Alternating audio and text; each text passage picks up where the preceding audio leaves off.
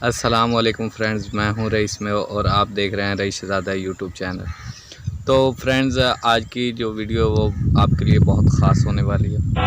दोस्तों, जो ये वीडियो मैंने बनाई है वो इसलिए बनाई है, आज की वीडियो कोई टेक वीडियो नहीं है। तो ये वीडियो बनाई है मैंने आपके लिए, सिर्फ़ आपके लिए, क्योंकि काफ़ी दोस्त ये कहते हैं भाई ये सब्सक्राइब बटन वगैरह आप कैसे बनाते हो, कहाँ से बनाते हो। तो मैंने कहा दोस्तों के लिए, मेरे सब्सक्राइबर के लिए, मेरे भाई और बहनें जो यूट्यूबर हैं उनके लिए ये सब्सक्राइब बटन मैं एक बना के अपलोड कर दूं। तो फ्रेंड्स, ये मैंने एक ग्रीन स्क्रीन बनाई है, ये मेरी खुद की है। तो आप इस वीडियो को डाउनलोड करें और डाउनलोड करके जो ये मेरे वीडियो है इसको कट कर दें मेरी तस्वीर को, तो आप इसे यूज़ कर सकेंगे।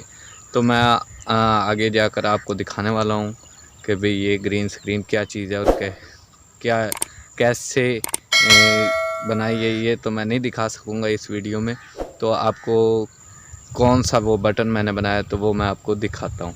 तो चलो चलते हैं वीडियो की जानिब।